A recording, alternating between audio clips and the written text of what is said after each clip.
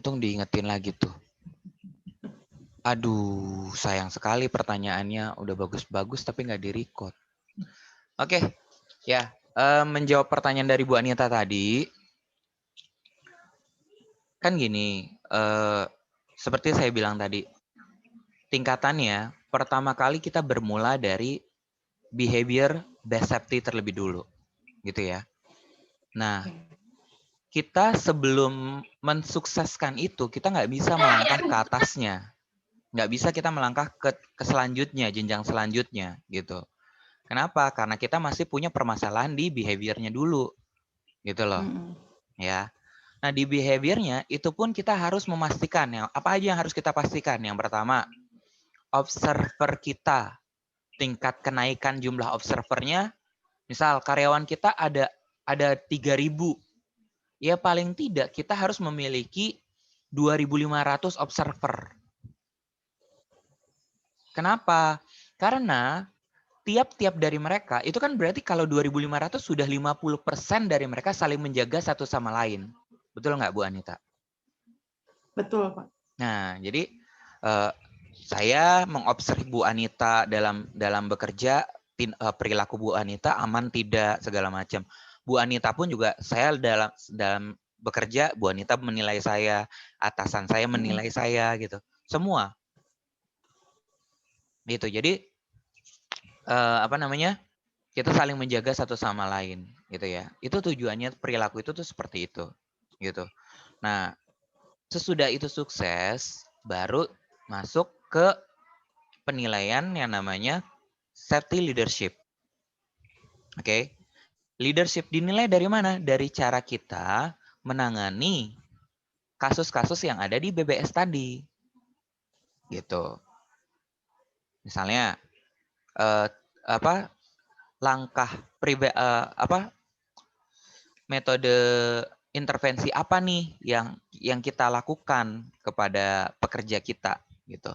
Terus kita mampu nggak menemukan akar permasalahan dari kenapa pekerja tersebut melakukan tindakan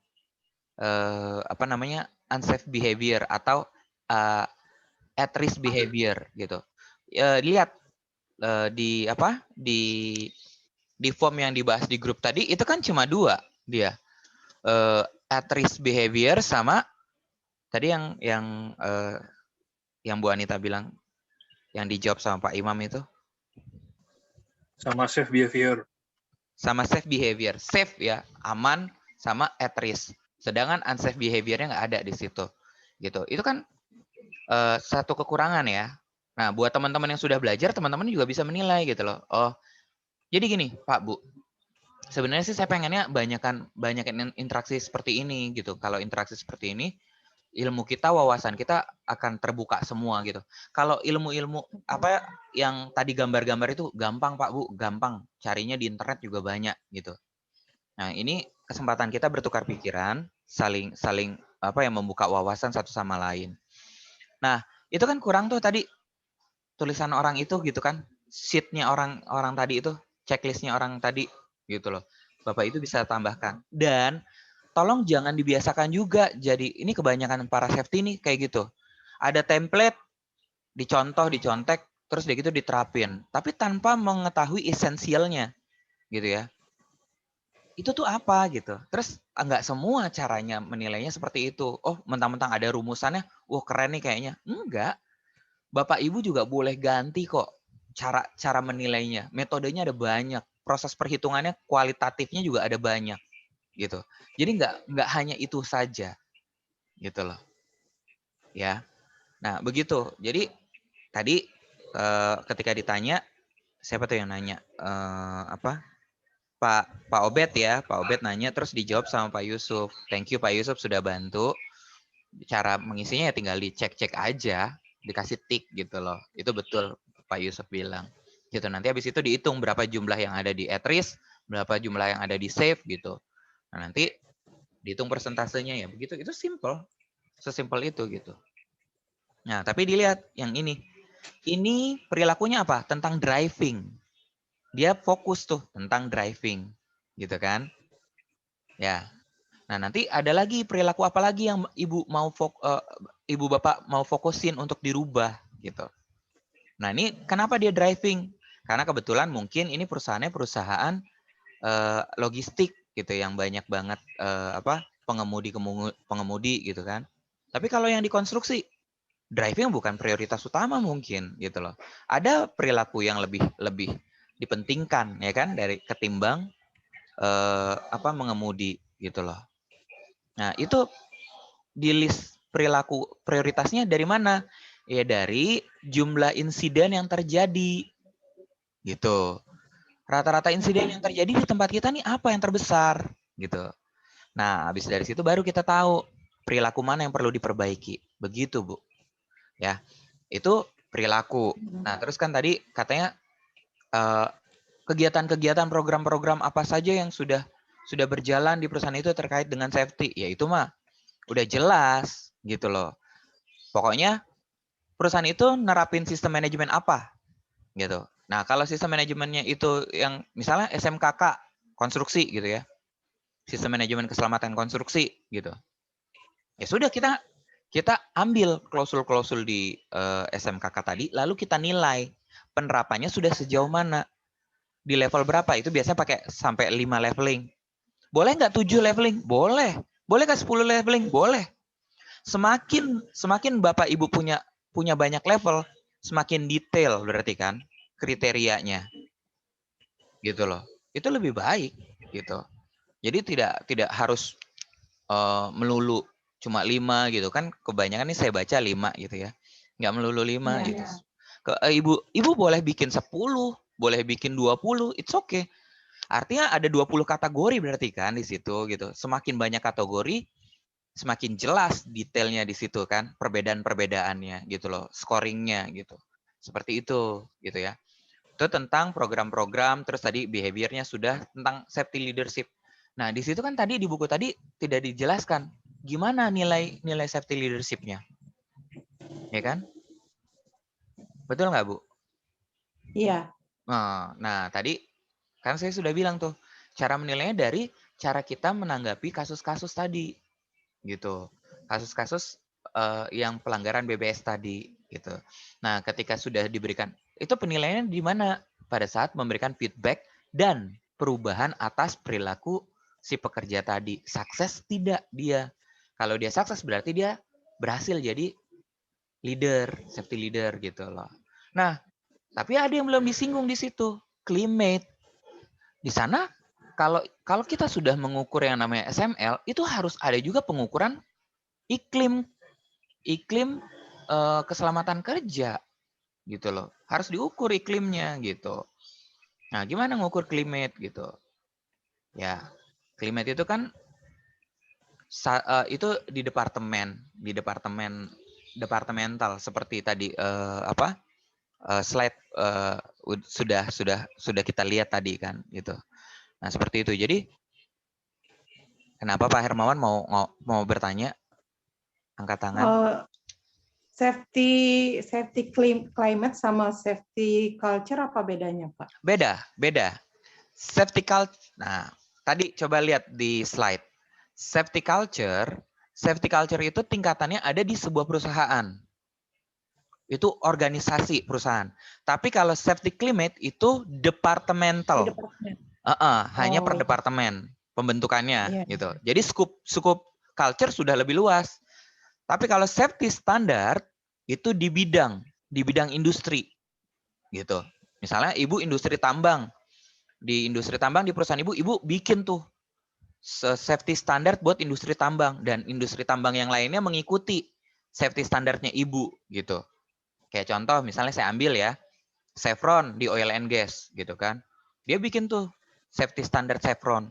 Kebetulan oil and gas yang lain mengikuti gitu. Nah, seperti itu, Bu. Ya. Oke. Baik, Clear? Pak, menyambung lagi. Iya, nggak apa-apa. Mumpung ada kesempatan. Seandainya gini loh, Pak ya. Kita diminta oleh sebuah perusahaan untuk melakukan measurement safety maturity level. Kita tanya perusahaan Bapak sudah menerapkan apa? untuk apakah BBS apa-apa. Mereka bilang tidak, tapi mereka bilangnya kita sudah ada CSMS, kita sudah ada ini. Jadi bukan ke BBS-nya mereka fokus. Kita minta dipotret kok Bu, sudah sampai sejauh mana, selevel mana. Kita minta dipotret karena itu kan ada SK Juknis dari Dirjen Minerba bahwa nomor 185 tahun 2019 kalau tidak salah, bukan mengharuskan, bukan mewajibkan, tapi seperti mempersyaratkan ya, atau itu bahwa harus ada pengukuran safety maturity level di perusahaan itu misalnya. Sementara mereka nggak nerapin BBS nih, hanya ingin minta dipotret seperti itu. Sudah sampai di level berapa kita dengan apa yang kita punya, seperti itu Pak. Iya. Itu bagaimana kalau tanpa penerapan BBS sebelumnya? Ini sama Ibu Anita, saya pun juga kemarin dihubungi gitu ya dari KPP, Pak, saya mau dipotret dong gitu untuk ini gitu ya. Kebetulan KPP juga tambang Bu gitu ya, pengukuran. Ya. Saya tanya sama mereka, kenapa dasarnya? Oh dasarnya gara-gara dia ada temuan audit gitu dia. Nah terus udah gitu, habis itu saya tanya balik, bagaimana Bapak di perusahaan menilai perilaku keselamatan kerja dari pekerja gitu? Nah dia bingung di situ gitu. Terus, Pak nggak usah jauh-jauh Pak, pokoknya kita minta tolong dinilai maturity safety level kita gitu, kata dia gitu. Iya Pak, jadi Bapak nggak bisa langsung ke universitas, saya bilang gitu ke orang ini Bu. Itu cikal bakalnya awalnya dari perilaku. Pertama kali yang di-assess justru malah perilaku personalnya dulu. Bapak sudah melakukan pengkajian perilaku personal belum? Ke tiap-tiap dari pekerja Bapak gitu. Sudah punya datanya belum gitu. Nah, kalau belum punya datanya bagaimana bisa Bapak mengukur maturity safety levelnya? Gitu loh. Seperti itu. Jadi makanya akhirnya dia lari. Loh, saya sih nggak masalah. Dia mau cari temuin lagi yang lain pun saya nggak. Rezeki kan bukan dari itu aja gitu ya. Ya nggak masalah buat saya ya. Mungkin gaya saya menerangkan juga nggak masuk ke pemahaman dia gitu. Nah, jadi nggak bisa langsung tiba-tiba gitu loh. Ada orang mengumumkan hasil maturity safety level perusahaan ini sekian gitu. Tidak gitu. Ternyata dia belum menerapkan yang namanya BBS gitu. Taruh BBS-nya sudah ada Pak. Oke, sudah. Kita lihat lagi pengkajiannya. Sudah sejauh mana pengukuran BBS-nya gitu. Nah, terkadang banyak nih perusahaan yang mengaku-ngaku sudah tapi ternyata implementasi BBS-nya keliru. Gitu. Itu juga banyak gitu. Nah, nggak usah saya akan bertanya begini. Ke orang tersebut yang mengaku sudah. Ini kebetulan kan di antara kita juga di link pendaftaran kemarin kan ada yang menyebutkan sudah gitu ya. Nah, pertanyaan saya yang sudah, Bapak-bapak sekalian yang sudah menerapkan BBS di perusahaan Bapak-bapak, apakah Bapak-bapak melakukan standarisasi atas observernya Bapak untuk program BBS? Itu dulu gitu. Nah, kalau memang sudah, metodenya seperti apa dan mana mau lihat hasil pengukurannya. Karena gini, salah menurut Bu Anita belum tentu salah menurut saya. Betul nggak? Tapi kalau sudah ada panduan ini yang salah, ini yang benar, artinya itu harus standarnya ada gitu. Standar salah dan benarnya. Nah, makanya di situ si observer harus dilatih yang namanya measurement safety analysis, MSA. Gitu. Dia udah tersertifikasi untuk observasi itu gitu. Nah, begitu dilihat gitu loh. Nah, jadi terus si yang pemberi feedback gitu ya. Apakah dia memiliki kompetensi untuk memberikan feedback gitu? Dalam proses pemberian feedback itu bukan, oh kamu salah, kamu nggak boleh melakukan, nggak gitu. Ada tekniknya. Di situ ada formnya.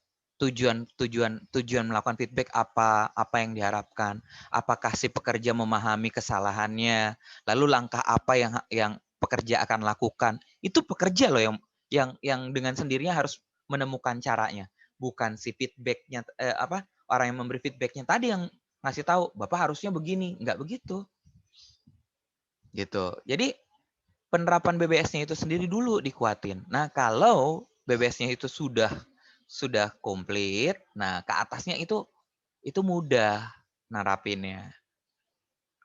Safety leadership-nya gampang, gitu kan? Nah, kalau udah safety leadership-nya gampang, climate-nya juga itu gampang. Culture-nya secara otomatis kebentuk karena dasar dari awalnya sudah kuat di perilakunya tadi kan. Gitu. Nah, baru deh ngukur tingkat kematangan safety-nya di mana gitu. Nah, itu tambah gampang lagi gitu loh. Ya jadi nggak bisa ujuk-ujuk langsung ke maturity safety level gitu. Begitu ya, Pak, Bu. Ada lagi yang mau ditanyakan? Nah, yuk tadi pertanyaan selanjutnya siapa di WhatsApp? Silakan open mic dan bicara. Yuk.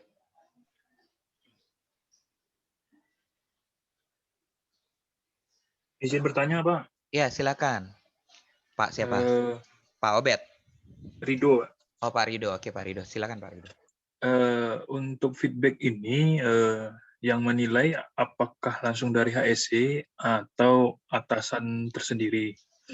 Itu yang pertama. Yang kedua, bisakah observasi ini dilakukan untuk di luar area kerja? Contohnya mungkin karena habitnya mungkin perjalanan, jadi mungkin bisa dinilai juga mungkin dari sisi perjalanan. Seperti itulah. Oke. Itu aja, Pak. Baik. Pertanyaan yang pertama, apakah yang memberikan feedback ini harus orang HSE saja, gitu ya? Saya tambahin kata saja di situ. Nah, saya jawab tidak harus HSE saja. Kalau ternyata di situ ada hal-hal yang memang menyangkut tentang penilaian performance juga, tentunya atasannya tersebut juga akan dilibatkan, gitu kan? Tentu tim HRD-nya pun juga akan ada di situ karena terkait dengan performance. Tapi ingat, yang namanya memberikan feedback itu bukan menghakimi, ya. Rumus dari teknik intervensi itu bukan menghakimi, tapi membuat orang sadar betul akan kekeliruannya dan dia tahu betul bagaimana merubah kekeliruan tersebut menjadi tindakan yang lebih baik lagi ke depan. Itu, ya Pak. Jawaban pertanyaan nomor 1. Terus pertanyaan nomor 2, apakah harus di area kerja saja? Tidak. Tidak, gitu. Karena perusahaan itu menanggung dari ke dan di, ya kan? Gitu loh. Kewajiban perusahaan kan nanggung dari ke dan di, bukan cuma di kan? Gitu. Jadi dari ke dan di itulah yang harus kita kelola. Gitu, Pak. Berarti kayak macam perilaku mengemudi kendaraan yang selamat dari rumah menuju perusahaan itu juga proses kita harus nilai gitu. Seperti itu Pak Rido. Itu bisa dijadikan bagian juga. Oke? Terjawab Pak Rido? Terima kasih. Terjawab, Baik. Pak. Oke. Terima kasih. Iya, sama-sama. Ada lagi? Aku mau bikin checklist nge-gym. Checklist. Oke, ada lagi yang mau ditanyakan Bapak Ibu? Pak Alfred angkat tangan. Pak Alfred angkat tangan mau bertanya atau gimana? Dulu makanya gue baru ngeliat benar doang, pelit banget lagi kayak masih kaku aja sih sama orang. Ada mau ditanyakan lagi? Belum orangnya masih belum percaya sama gue. Pak, Ya. Pertanyaan terakhir mungkin Pak ya. Tadi ada safety leadership. Kalau yang saya tangkap dari penjelasan Bapak tadi bahwa safety leadership itu tidak melulu kualifikasi yang harus dimiliki oleh seorang leader. Tapi bisa dikatakan semua observer itu juga harus punya safety leadership, Pak. Karena tadi tergantung dari bagaimana mereka memberikan feedback terhadap perilaku yang diobservasinya, atau bagaimana itu, Pak? Sorry sebentar. Pertanyaan Ibu gimana, Bu? Enggak. Tadi kan salah satu dari yang saya baca tadi elemennya itu kan ada safety leadership, Pak, ya. Safety leadership yang terkait dengan SML itu. Nah, tapi kalau dari yang saya tangkap dari apa yang Bapak jelaskan, bahwa safety leadership itu tidak melulu kualitas yang harus dimiliki seorang leader, dalam arti di sini mungkin top manajemennya atau senior manajemen, tapi observer yang mengobservasi perilaku sesama rekan kerja itu juga harus memiliki kualitas safety leadership yang baik, seperti itu, Pak. Atau bagaimana? Atau memang safety leadership itu hanya untuk senior manajemen atau top manajemen, atau bisa dikatakan semua observer itu harus punya safety leadership yang baik? Oke, baik. Kalau ditanya apakah observer juga harus memiliki safety leadership, jawabannya tidak harus. Tidak harus. Tapi alangkah jauh lebih baiknya kalau itu diberikan pembekalan. Kenapa? Karena balik lagi, yang namanya karir itu kan harus ada tingkatan level kemajuannya, Bu, gitu ya. Nah, seandainya hari ini dia hanya sekedar mampu sebagai observer saja, berarti kan habis itu dia harus punya lagi kemampuan selanjutnya kan. Nah, kemampuan selanjutnya yaitu diberikanlah kemampuan bagaimana cara dia memberikan feedback gitu. Memberikan feedback. Nah, tapi pertanyaannya siapa yang harus memberi feedback? Apakah observer juga bisa untuk memberikan feedback gitu? Nah, saya akan jawab kalau observer itu diharapkan, nggak tahu mana yang sudah menerapkan BBS siapa di sini? Yuk coba berbagi yuk sama saya. Apakah observer di tempat Bapak Ibu sekalian melakukan feedback, Pak? Siapa di sini yang menerapkan BBS? Pak Rido menerapkan BBS? Di perusahaan kami menerapkan, cuman saat ini leveling BBS-nya itu saya bilang sih masih ngambang ya. Jadi target dari manajemen itu tuh hanya membiasakan semua pekerja melakukan pengamatan untuk setiap kegiatan dari rekan kerjanya.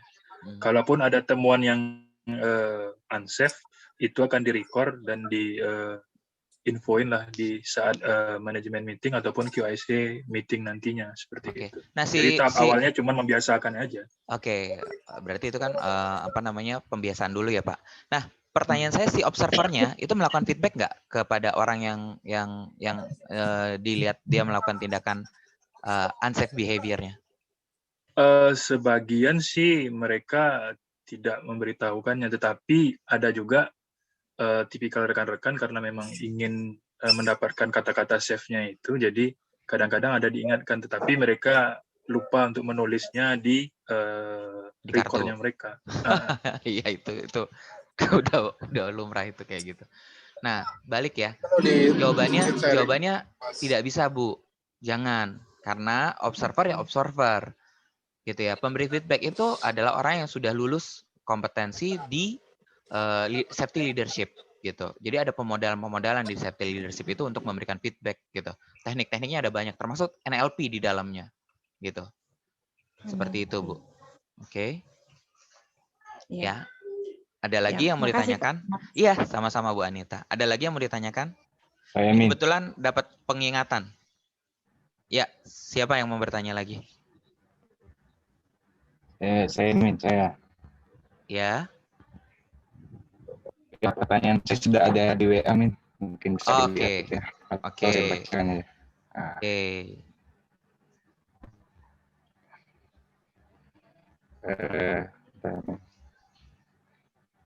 Nah, pertanyaannya sebentar.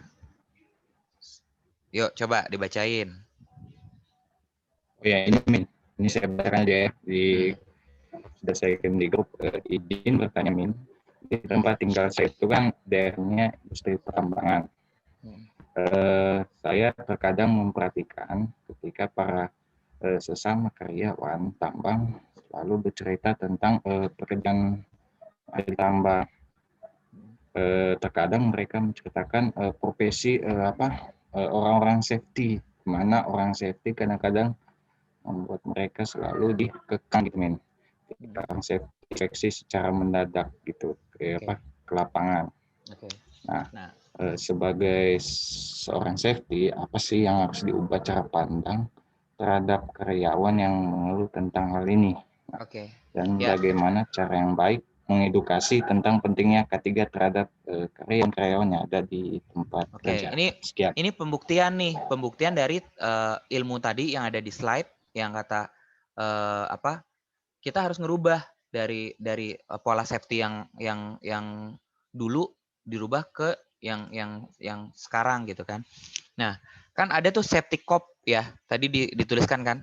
Jadi kita patroli terus udah gitu inspeksi terus nemuin kesalahan, habis itu laporin terus dilakukan tindakan penegasan. Kan tadi saya bicara begitu ya di sesi sebelumnya gitu kan. Nah, ini case-nya ini ada tuh gitu loh. Jadi itu keliru.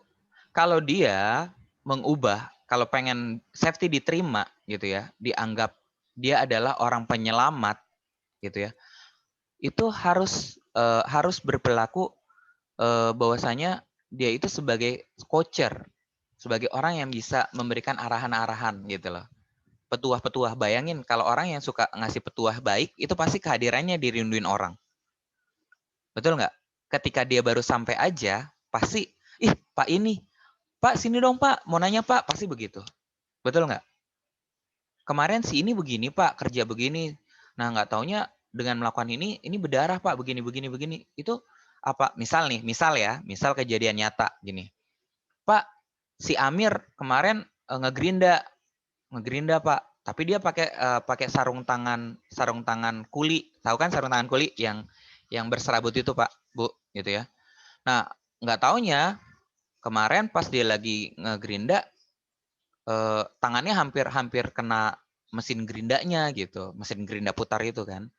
Nah, sedangkan itu kan ditulis tuh APD di situ harus menggunakan sarung tangan, Pak. Itu gimana? Nah, itu kan si safety-nya nggak dianggap sebagai polisi gitu loh, bukan orang yang datang terus nemuin, wah kamu salah, saya tangkep gitu. Nah, itu udah kita harus tinggalkan era yang seperti itu. Jadi jadilah orang yang ketika kita melintas berpatroli, kita jadi orang yang dibutuhkan sama orang lain terhadap masalah-masalah yang mereka punya gitu. Nah, itu butuh trust gitu. Nah, itu berarti si HSE-nya tadi itu dia belum lulus yang namanya safety leadership gitu. Kalau orang yang sudah lulus safety leadership itu dia bisa menimbulkan trust ke si pekerja-pekerja. Ada tekniknya pembangunan trust itu gitu Pak Varian ya. Oke. Clear jawabannya Varian? Oke, terima kasih. Oke, ada lagi? Waktunya tinggal 4 menit. Iya, silakan. Mau nanya, untuk kita memastikan tadi kayak safety culture Ini yang itu nanya siapa? Ari. Mana Pak Ari? Nongolin dong mukanya. Biar teman-teman juga tahu. Siap. Tuh, ya kan? Nah, oke. Iya Pak Ari, silakan. Ya, izin Pak. Jadi mau nanya, jadi terkait safety culture ya tadi ya, kita untuk menuju itu, untuk mencapai itu, range-nya berapa sih? Berapa minimal kita bisa mengakses bahwa itu dikatakan sudah di level tertentu ya. Dan karena kan namanya sifatnya budaya atau nama sifatnya perilaku itu kan pasti ada fluktuatif lah, ada kemungkinan fluktuatif gitu sih Pak. Okay. Yang pasti bisa berubah-ubah lah. Misalnya kita dari item-item tersebut, misalnya di sininya sudah kuat, di satu sisi sudah kuat, di sisi lainnya bisa turun. Begitu kita nilai berikutnya sudah yang sininya kuat, sininya yang turun kan gitu kan. Nah, itu pertama sih saya tanya bagaimana ya gitu kan metode yang baiknya seperti apa untuk menjaga kestabilan itu. Yang kedua, range-nya berapa tahun sih atau berapa, kan kadang nggak mungkin setahun 2 tahun lah kayaknya kalau untuk membangun budaya kebiasaan sih. Kira-kira kita bisa ukur, kita bisa punya time frame roadmap yang baik supaya ini sudah stabil semua nih, bisa terlihat gitu. Nah itu kira-kira bagaimana ya Pak ya? Mohon sarannya Pak. Baik. Pertama yang harus dibedakan Pak Arinanda, pengukuran budaya sama perilaku itu beda gitu ya. Jadi culture dengan perilaku itu beda gitu. Itu yang pertama gitu. Karena tadi sempat dari pertanyaan Pak Arinanda kan disamakan gitu ya. Nah, itu dulu. Kalau pertanyaannya bagaimana mengetahui perusahaan tersebut itu sudah layak untuk diukur safety culture-nya? Gampang, Pak. Gampang. Tadi dilihat, yang namanya culture itu ada 4. Ada things, ada ritual ya. Dilihat, itu item itu aja. 4 itu. Lalu tiap-tiap dari item itu kan punya anakan tuh. Ya kan? Contoh ritual. Ritual di perusahaan tersebut ada apa aja? Ada toolbox meeting, ada safety talk, itu ritual mereka kan. Kita lihat, oke. Habis itu kita lakukan proses pengevaluasian dari program tersebut, toolbox meeting. Nah, dia berapa kali misalnya? Tiap hari misalnya, tiap hari. Oke, tiap hari. Lihat, kita mau lihat apakah terencana atau tidak. Jangan-jangan toolbox meeting-nya asal goblek gitu. Hari ini safety-nya datang, gue pengen ngomongin ini. Berarti kan tidak terencana seperti itu kan? Ya kan? Nah, berarti itu kita bisa lihat di situ gitu. Tuh dari tools itu. Terus udah gitu artefak kita juga bisa lihat. Safety posternya itu berupa motivasi buat konsekuensi atau cuma kata-kata motivasi doang gitu. Kalau kata-kata motivasi itu berarti dia masih di era safety yang lama. Kan kalau sekarang harus menimbulkan kata-kata konsekuensi gitu loh. Nah, itu juga kita bisa lihat gitu ya dari artefak. Terus dari apalagi ritual tadi sudah, kebijakan, policy, nilai-nilai gitu ya. Nah, itu Bapak bisa lihat. Pertanyaannya bagaimana cara kan naik turun, betul. Caranya ya itu kita harus memaintain. Kan tadi itu udah dikasih tahu cara maintainnya. Cara maintainnya bagaimana? Ya kita lakukan audit. Gitu. Kita lakukan audit, kita lakukan continuous improvement. Ketika ada sebuah perbaikan itu harus dilakukan yang namanya award tertentu gitu. Sebagai penghargaan atas keberhasilan perbaikan tersebut gitu. Begitu Pak Arinanda. Oke Pak, berarti sedikit ya Pak ya. Maksudnya gini, terkait itu ada sedikit perbedaan persepsi ya, mungkin gini. Namanya di audit, namanya dinilai, namanya di assessment, ada sedikit